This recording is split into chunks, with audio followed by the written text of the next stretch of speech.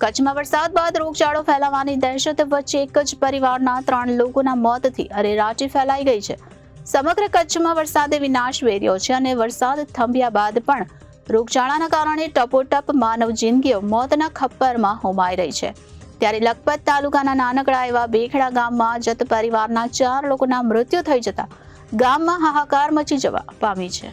સમગ્ર કચ્છમાં વરસાદે વિનાશ વેર્યો છે અને વરસાદ થંભ્યા બાદ પણ રોગચાળાના કારણે ટપોટપ માનવ જિંદગીઓ મોતના ખપ્પરમાં હોમાઈ રહી છે. તો લખપત તાલુકાના નાનકડા એવા બેખડા ગામમાં જત પરિવારના 4 લોકોના મૃત્યુ થઈ જતા ગામમાં હાહાકાર મચી જવા પામ્યો છે.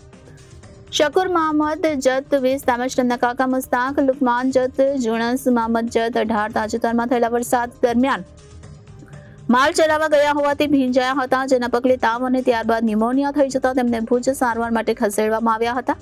આમાંથી 2 યુવાનો મંગળવારે ગુજરી ગયા અને ત્રીજાને વધુ સારવાર માટે અમદાવાદ ખસેડવામાં આવ્યો, છતાં બચાવી શકાયા ન હતા.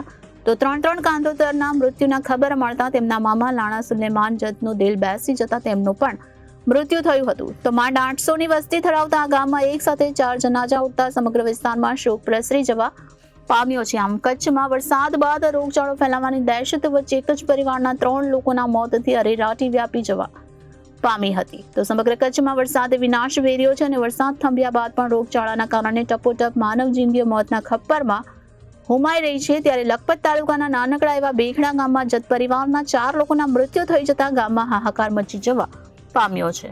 Bureau report Janadesh news Kutch.